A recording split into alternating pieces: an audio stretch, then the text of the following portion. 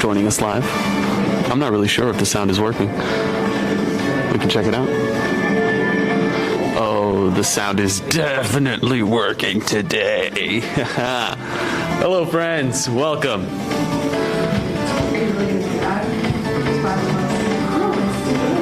I will say it was a power move. Way to establish dominance. Well, he is the Dungeon Master. The Dungeon Master.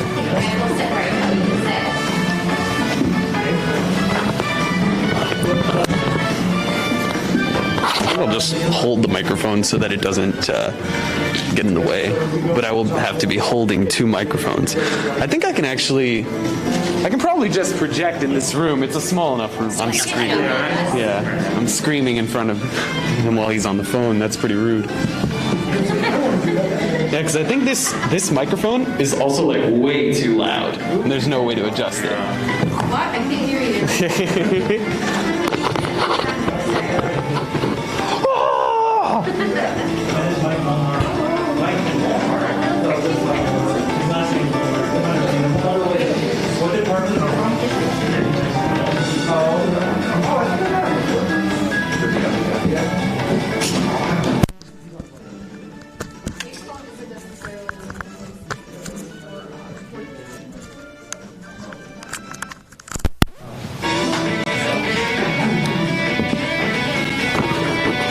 Is it still just in the right headphone?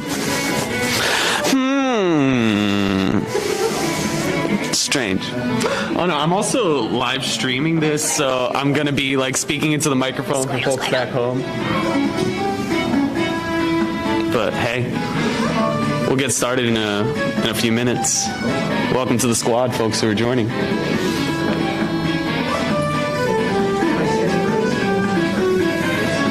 One to both, and then just back to one. No! It's the danged cord. I don't know what it is, but I'll do the best I can to troubleshoot it in the meantime. I'd say maybe, oh man, backyard solution is to just use the speakers instead of the headphones, but we'll make it work.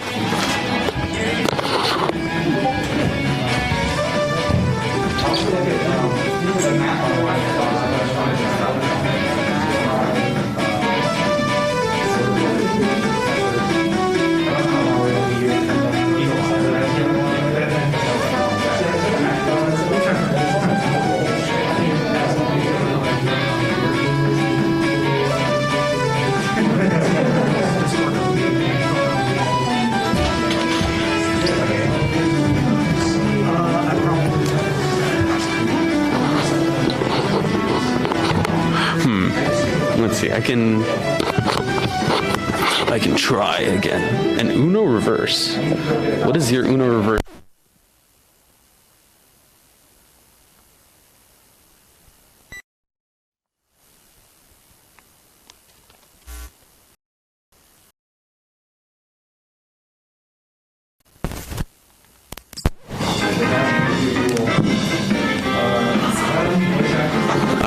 I will continue to attempt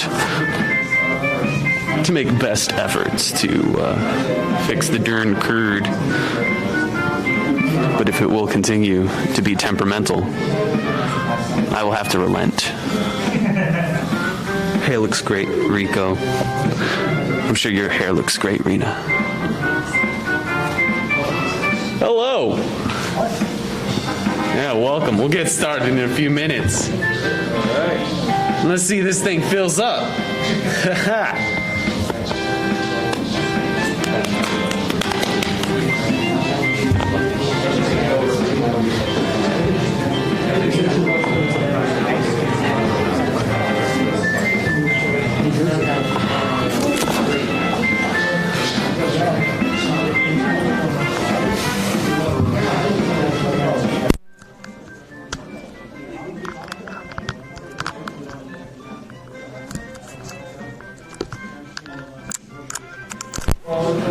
I really hope, well, maybe I can use both of the road thingies, and the second one of these is probably the left side, but that would really suck if you like always had to use both.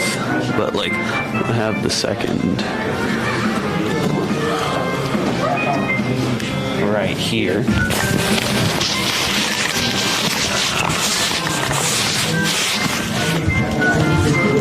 And so check. I'm speaking into both of these, and so maybe that's a little better. That's gonna be double voice though.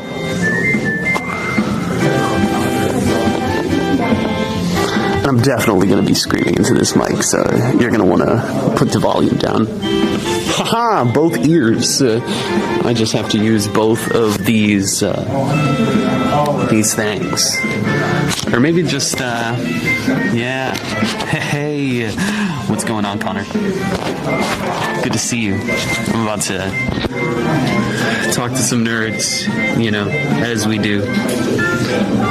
Is that good? Can I just use one of them? Is it just that one of them is a little right-left broken? Maybe that sounds good.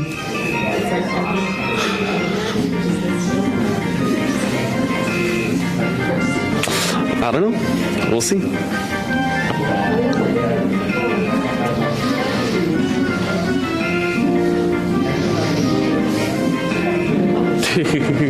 Okay, I guess I do need to use both of these. That kind of sucks. Because I thought I would be able to use one and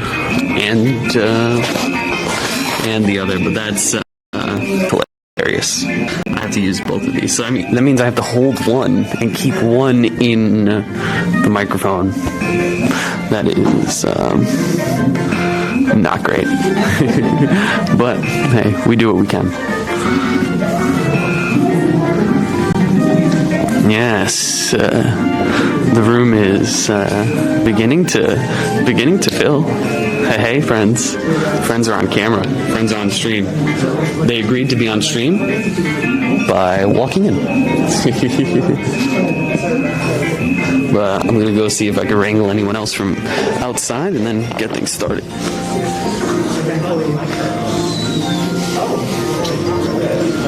Hey.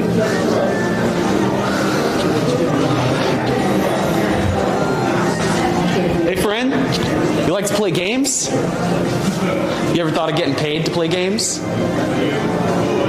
You ever thought of getting paid to play games? I'm going to talk about it right here. How to turn your gaming passion into a career. Let's hang. And you all just heard my pitch. Probably just in one ear because I only had one of the mics. But hey. We are in stereo now.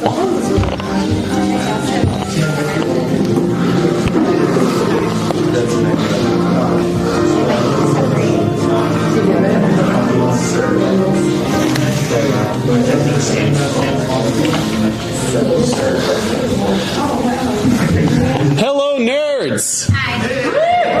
Hey, I think we're good to get started about now. It's our time to begin. If anyone else wants to trickle in, hey, they're more than welcome, but we're going to get started. Hey, how we doing? Feeling good? Welcome to the con. What a way to start it. Start it with business. Business first, right? We're here for fun. We're here for a good time, but behind all that, what if this can take us off? What if this can become more than just a fun time? This can become our life's passion and the fuel that drives us. And that's what we're going to talk about here today. I'm a dungeon master. I play D&D every day. So much D&D. We'll talk about the numbers and all that, but over the past 2 years, I've been able to grow just a hobby, something I just got started doing here in Hartford with friends, to my full-time career. My name's Rico. You can find me. Socials are at the bottom. They'll be there if you want to keep in touch or ask any questions. But I'm going to tell you about my journey, how I came into building my community that supports me every day. And so we'll get started. Where did it begin? Right there. That's me. Probably not too far from here. Me about 6 years old with my best friend, my Game Boy Color. I was an only child growing up, and so I didn't have like siblings to really play with, so my joy was an escape whether that was through reading. I was a huge reader and big into like fantasy books, the like Warrior Air series, Harry Potter of course, and just playing video games was my escape from reality into anything I wanted. And I stuck with video games and fantasy for a passion, for my joy, but for like my career, I'd never considered it. I went to college for women's gender and sexuality studies. I was a teacher. I was a classroom teacher not too far from here, taught 5th grade, but it never felt like the true thing I wanted to do. I felt like I was doing good. I felt like I was doing what I needed to do, but after work, after classes, I would go and watch hours and hours of videos about deep lore of just like fantasy monsters, and I would think about an escape. And then I started playing D&D. This is going to be a talk about pretty much gaming in general and tabletop in general. That should be able to apply, but my current work is mainly focused on Dungeons and Dragons. And starting to play, I felt the true escape. And that's what I tell my players. I tell my players that when we play, it's an escape from the chaos of reality into a chaos still, a fantastical one that we can embody, one that we can feel proud of, and people are yearning for that. This isn't a talk to convince you to play D&D. You should play other role-playing games. You should do all of those things, and I'm not here to convince you of that or convince people of that, because there are people out there looking to play. And I myself was one of those people for a long time. I was looking to play in games, but I couldn't quench that thirst. I needed more games to play, and so I started running them myself. If you build it, they will come. And the people came. But it became a little too much for me to handle at once. I was running these classes, I was a teacher, I was running these games, and so I didn't really get to play as much as I wanted to. And so I had to kind of hold off on what I could do. But nonetheless, I was playing over at the tabletop shop in New Britain. If anyone's local, you might know it. They have this cool program where if you go to play, you pay $5, you get a credit for the store. If you're the dungeon master, you don't pay, you actually get a $5 credit. And that was really the first time I had gotten paid to be a dungeon master. Before, I was just playing with my friends, but now I got this $5 credit, and that just planted the seed. The seed that my time is worth something. The hours that I'm masterminding this game, the hours that I'm putting into preparing the game beforehand, all go into this, and it's worth something in their eyes. It was worth $5, but I knew that it was worth more. And so I began to market myself. Before that, I also was looking for games. I was looking for games because when I was looking in the free market of people looking to play a game and host a game, I found inconsistency. When there's no skin in the game, when the dungeon master has maybe less of a responsibility to their players, there's a lot of flakiness. I've had, been excited, maybe we're only playing twice a month, and it comes up, and then the dungeon master decides I didn't really prep, and I'm not really, ready. Could we play Catan instead? And it's yeah, that's cool, but I would have rather we played D&D and you were ready. And so a professional dungeon master, what I am, is going to be ready for that. This is my job. I put in the prep like I was when I was a teacher. I was prepping my lesson plans, and now I prep my dungeon crawls. It removes the workload from you as a player. Some folks are busy. You have your lives, you have your professions, and you don't necessarily have the time to memorize the Dungeon Master's Guide. You don't have the time to know every page of the module that you're running.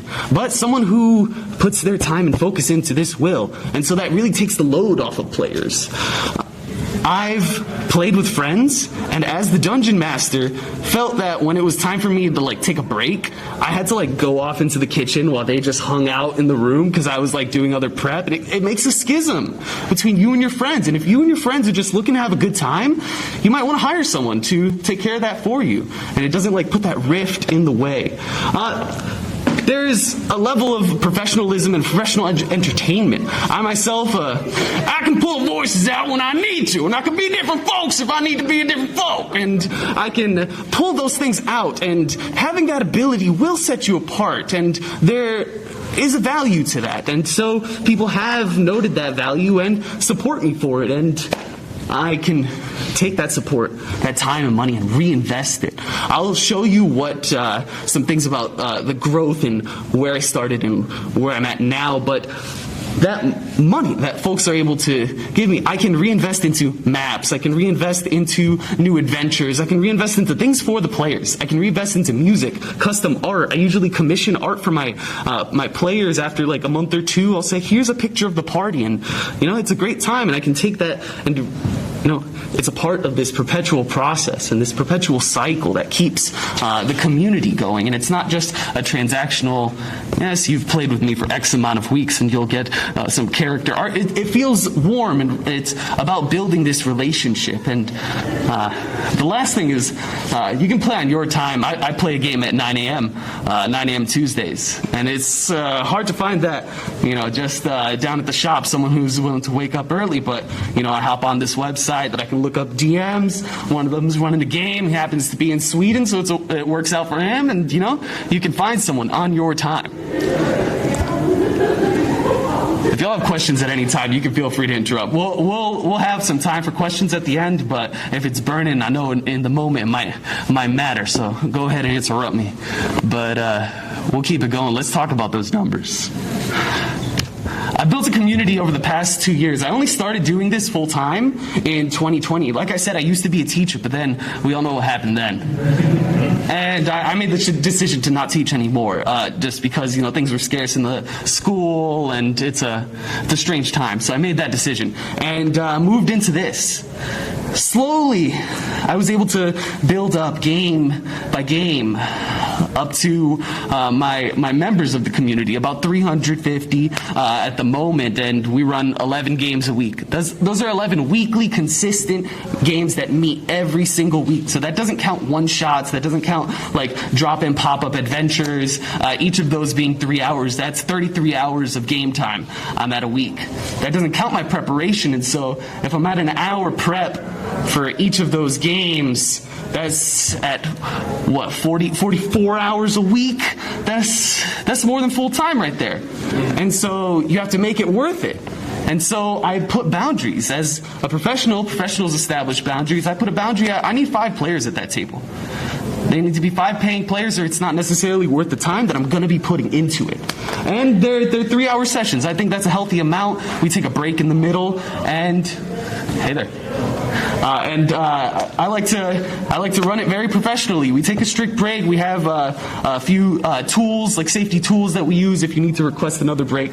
But another thing, outside of those games, outside of those 3 hours, we have an established community. You can see some of the channels in the Discord. We have a good time. We share memes. We talk about homebrew builds. We talk about, the broken character concepts that folks are planning that I need to plan around. And you can also see my schedule. The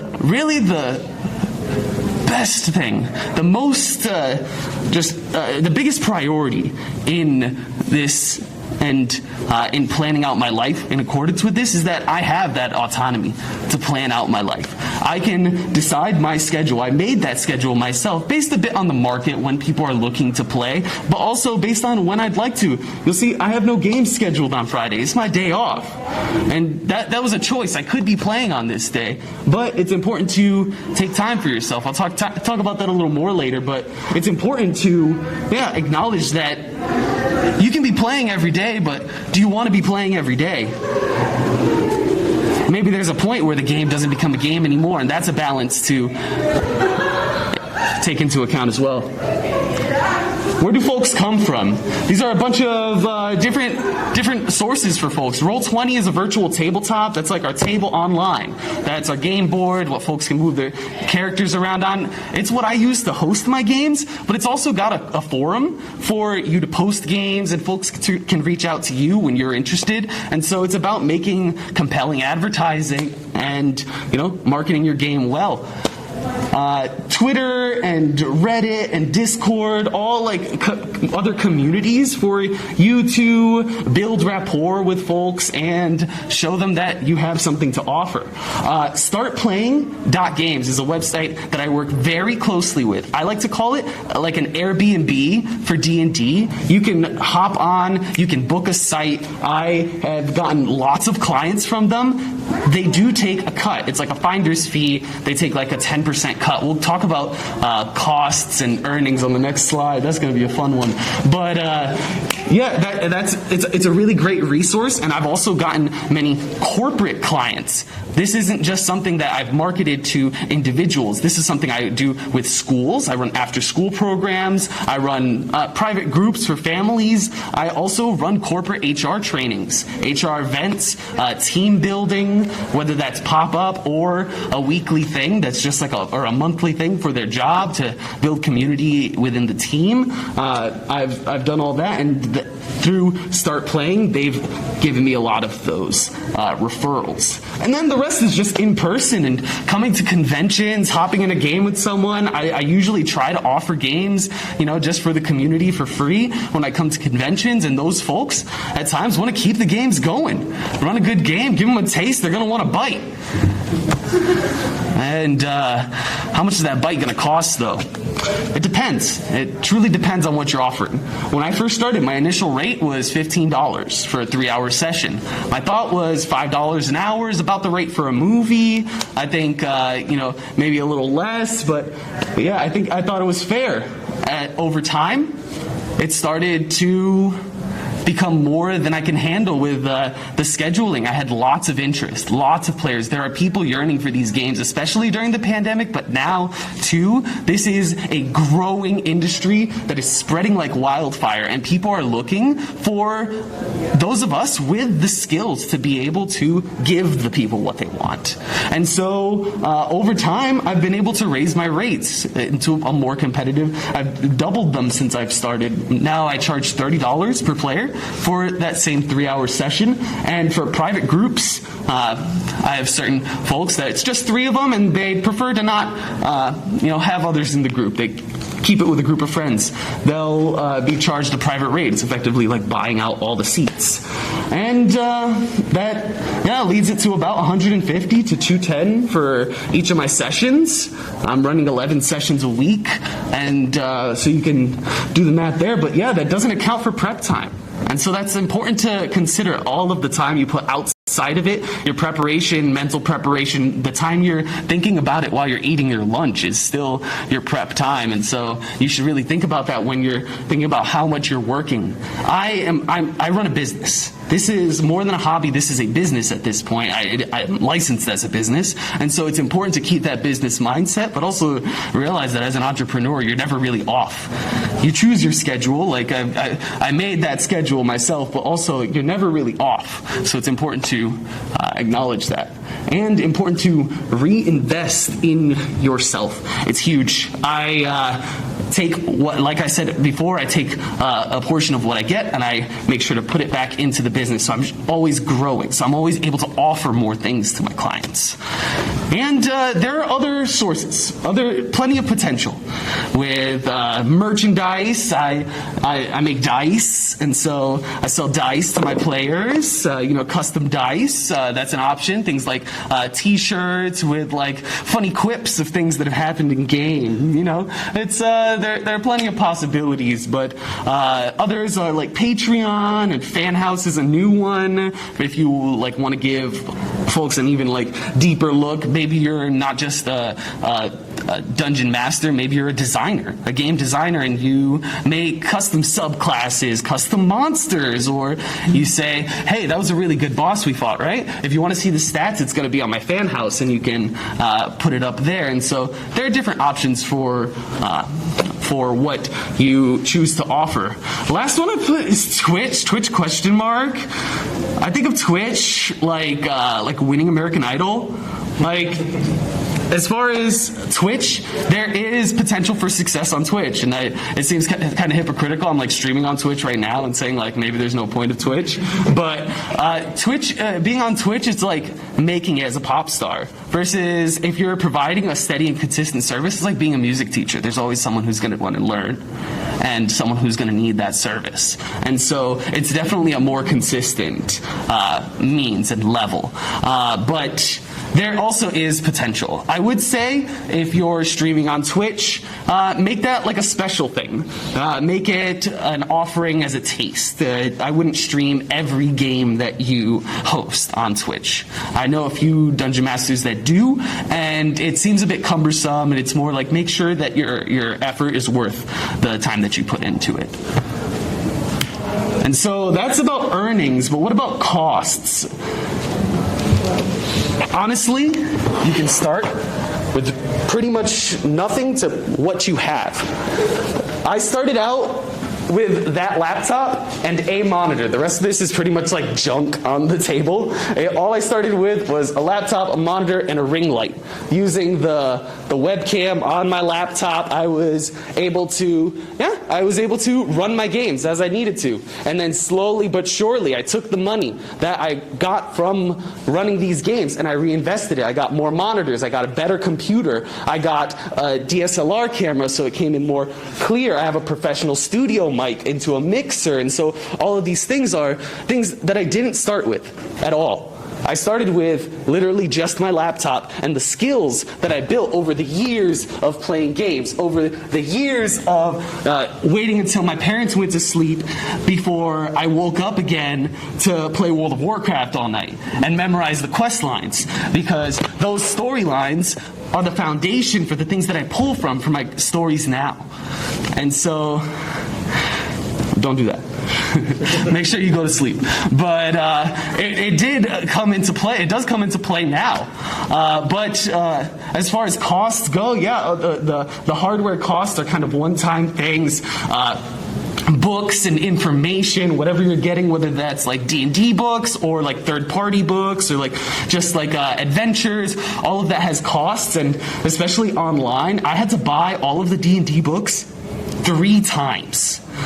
Once physical copies, once on D&D Beyond, once on Roll20. So these costs can add up quickly, but are not necessary. I want to make that the biggest thing, is that you can start with pretty much little to nothing if that's what you're working with. But really, the most important thing to remember is taxes. The taxes. We in this industry freelance, are self-employed, so your taxes are not taken out of every transaction. Your taxes are, oh man, a burden, quite a burden, but important to pay. And so that's not something you want to get caught up with, but it's important to acknowledge. I would talk to a tax person in your appropriate state. I don't live in Connecticut, so I don't know the rules. I'm from here. I'm from Hartford, but I live in Puerto Rico now. Pitfalls, Oof, pitfalls. I've definitely fallen into a few, so to tell you where they are so you don't fall into them yourself. Biting more than you can chew. I run 11 games now, but I definitely couldn't have done that from the start. Starting off, I think I started and was able to get like 5 or 6 groups during like my first like week of running, and it was just way too much for me. I had to close 2 of those groups about 2 weeks later, and felt really bad about that. And it just left a bit of a like bad taste in my mouth, and I could tell the mouth of those players, those clients. And so make sure to start off at your own rate, at your own stamina, your own pace. And don't bite off more than you can chew, and also keep that momentum. The the momentum you can build. So if you can start small, like a snowball, and build, it's important to roll with that. I know someone in the field who recently, fortunately, they got injured and had to take a few weeks off, and then their groups fizzled out, and now they have to completely rebuild the community that they had once built because people were like, man, it's been a month with no games. I gotta get my fix, and they'll go to whoever's giving it. And so that's what's been going on. Dual relationships. So many of my players are my friends. Whether they were my friends before or are my friends now after weeks, months, years of playing together, they're my friends who pay me. And so that can be a bit tricky at times to manage those relationships with people that are paying you when transactions are coming late. And if you're not comfortable with having that conversation, it can be tough. With me, I usually just put no emotion into it and try to make it as casual as it can be. But those conversations around money can be tricky, and it's important to know when you have to set the boundary with friends. Legal issues. If you're running games for youth, there are huge legal issues that I recently ran into. Oh boy, you need to make sure that when we're handling information of youth online, so if you're running a Discord, you can be in a Discord if you're over 13, but technically Discords with folks that are between 13 and 18 should be exclusively for those folks. And there are strong laws that will fine against that. And so it's just something to look into. The law is COPPA, C-O-P-P-A, and it's something I recently looked into. LLCs, if you're running a business and any incident happens, you can be personally liable unless you have an LLC. I'm not really sure on all of the bounds of that, but I know there are protections that you can have for LLC, and of course, like I said, taxes. You don't want to get caught up in taxes. Another, doing what you want instead of what's best for the group. There are times when you're like, man, I just got this book and I want to pull out this specific dungeon. If the players don't want to go there, don't make the floor fall out and they end up there. Unless that's really the game they want to play. But if you the barbarian just really cheesed, then I need to punish him. Is punishing them gonna be in the best interest of the player? Are they gonna like that? They're gonna have fun. What people are coming to you to, especially when they're paying, is to have a good time and feel powerful and overcome difficulty. So don't be that DM who's just a cheese that needs to punish because it's what you want if it's not best for the group. So don't be the problem DM. Also, you may have problem players, folks that are those flaky, inconsistent, or even trolls, and they happen. Don't take them personally. It's a them problem, not a you problem. That's been me Monday mornings.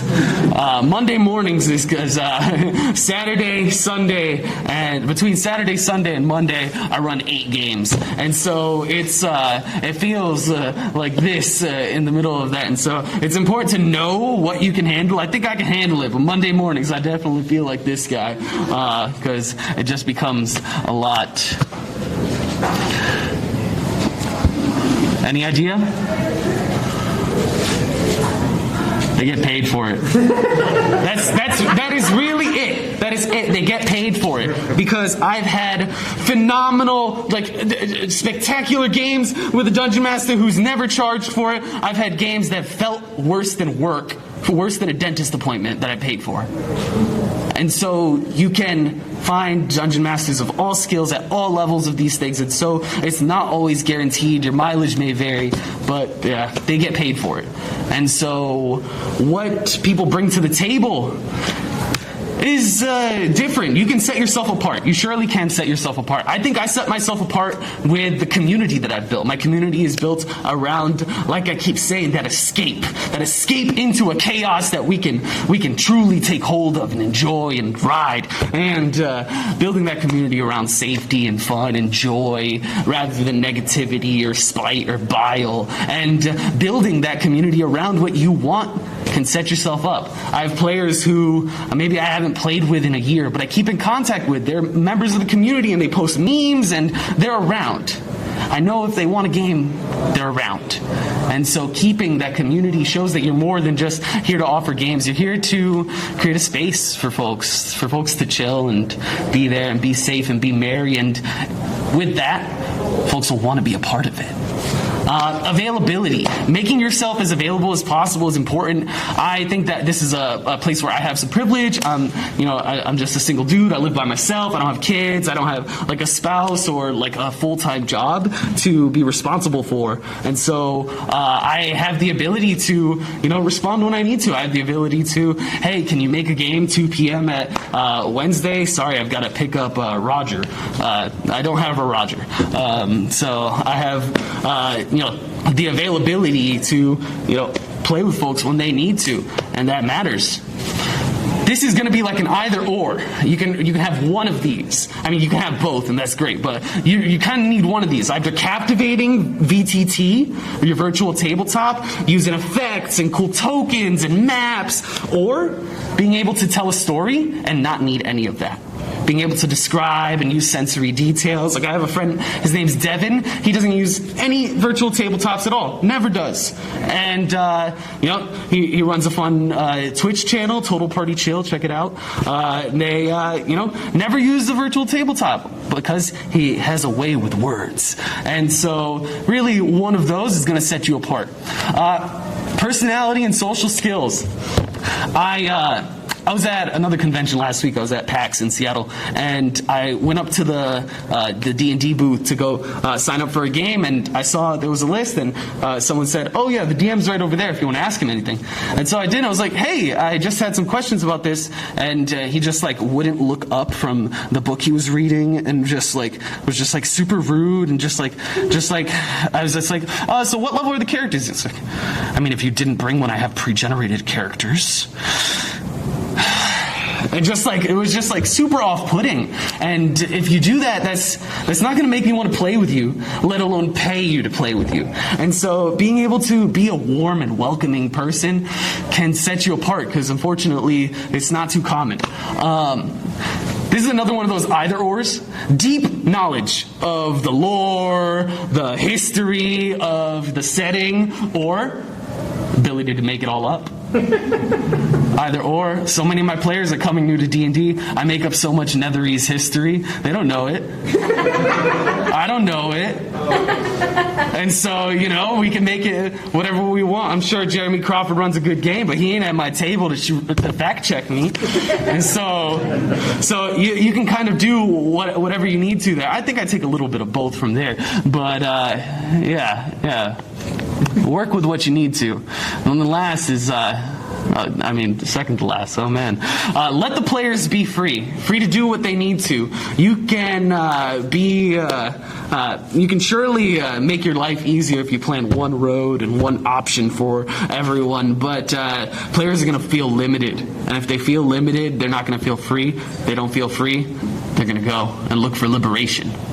And so give your players liberation and allow their characters to be the key to that liberation. And last is credentials. Credentials, there's no D&D degree. There's no, like I said, I did not go to school for this. My education was hours and hours of World of Warcraft raiding. But you can be credentialed in a few other things. Hours. If you go on Roll20, it keeps track of your hours, and I've had folks be like, oh yeah, you got 3,000 hours on Roll20. Okay, yeah, you must play a lot of D&D. It's like, I mean, that can speak for itself. But another thing is licenses. I'm a licensed teacher.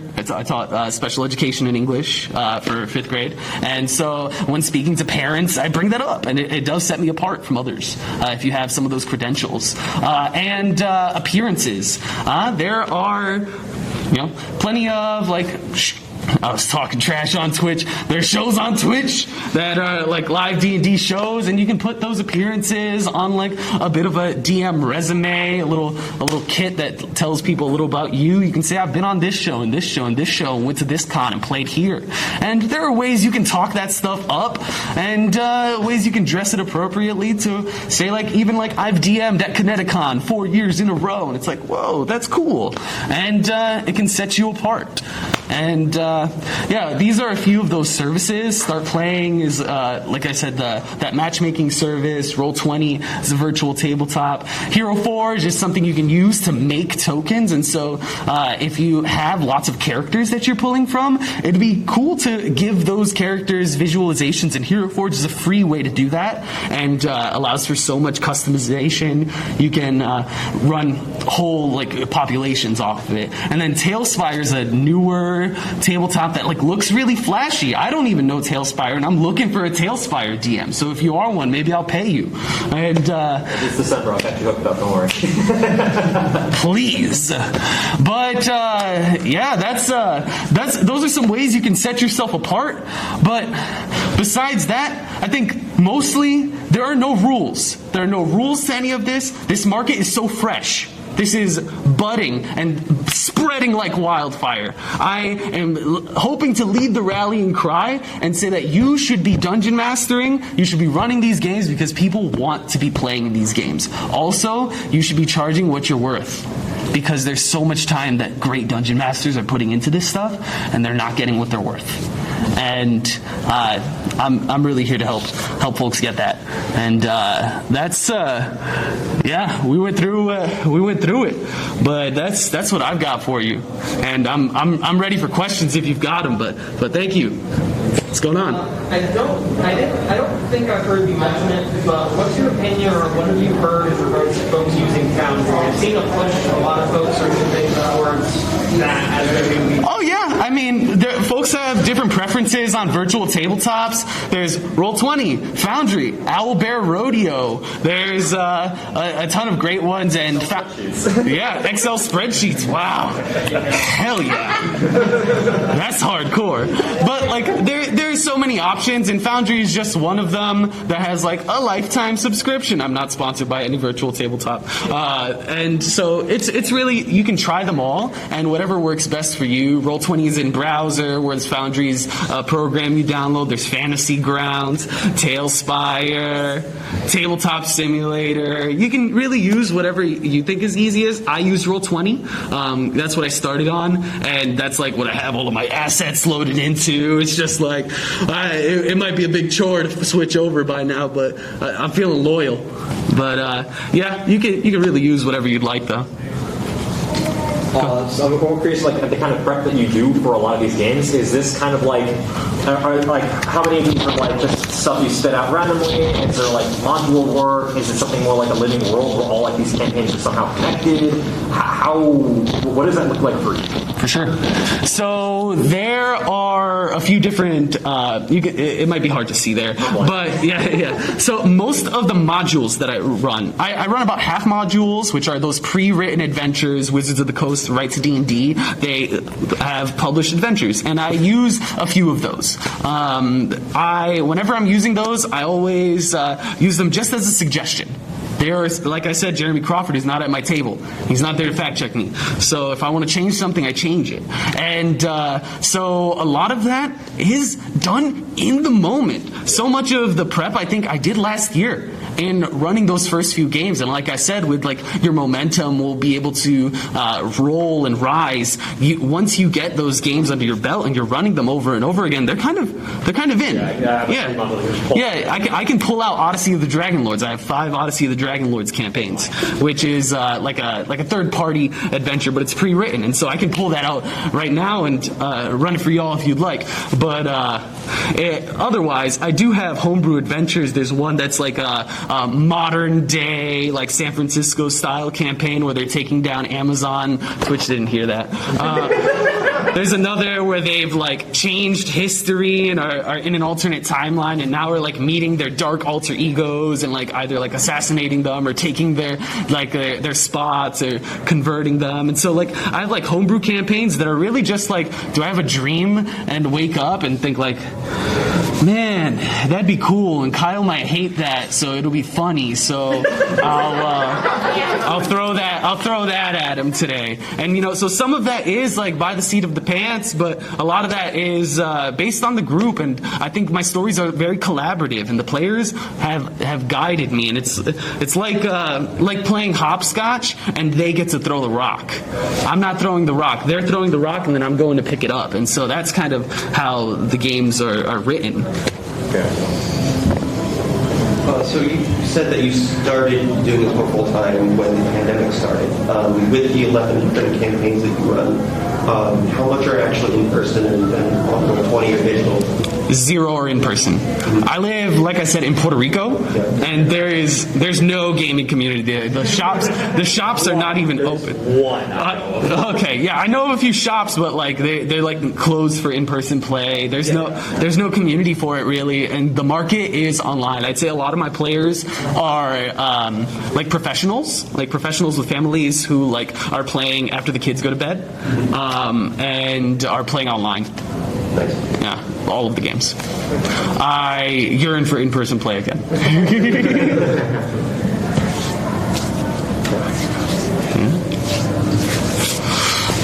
If nothing else, I'm here. I appreciate you all. And if you have any questions after this, you can reach out to me. My social media is there. You can join my community on Discord. There's a tiny URL, Rica RPG, for fun times. Or to just follow along. I'm going to be here at the con next week, going to Gen Con, and I'm streaming what I can of these conventions. So come by and take a look. I'll be streaming a little Dungeons & Dragons, a little Magic the Gathering. If you want to check it out or want to be a part of any of that, let me know. But otherwise, thank you, and I wish you all the best of luck in your business, in your endeavors, and I'm here for questions if you've got them.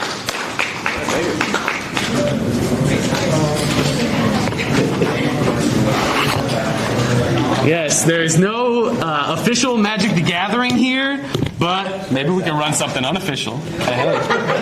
Thank you, sir. Very insightful. Yeah, of course. Is there anything on any of these servers for BattleTech?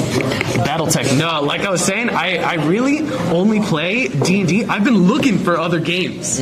I've been looking. BattleTech doesn't don't the people who make Shadowrun make that?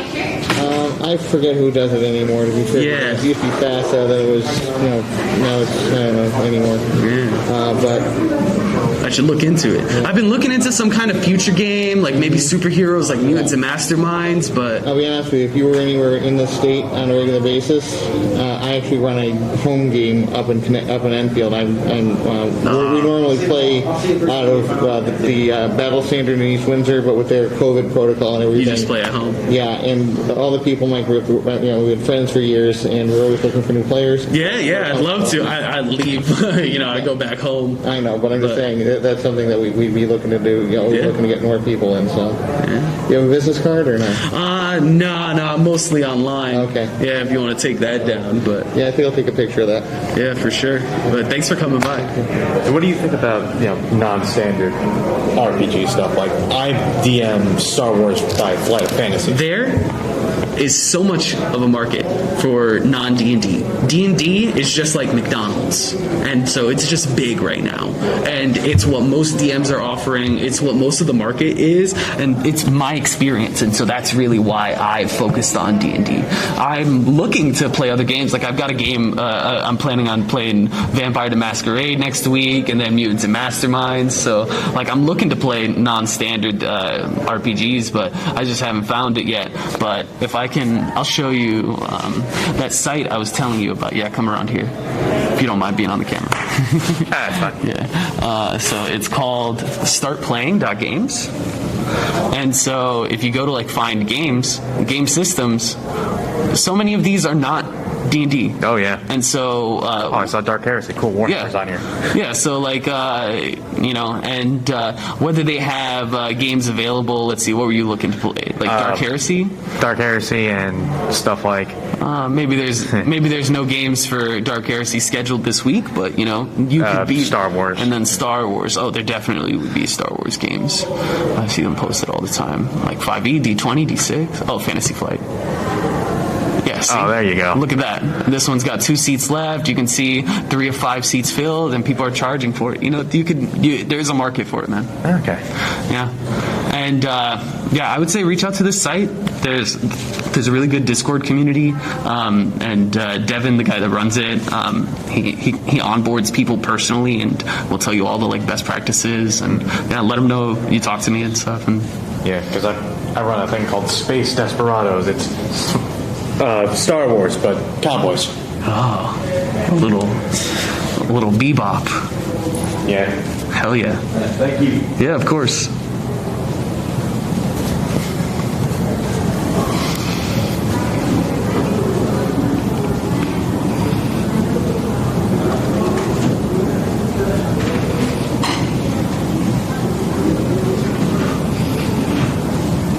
Hello, friends. I believe we're done here, and so thanks for coming. Hey, appreciate it. We had a good little panel in here. I think I gave some good info, and the friends seemed appreciative. So there's that. See ya. See y'all around. Maybe I'll come back on live and interview some nerds or something. But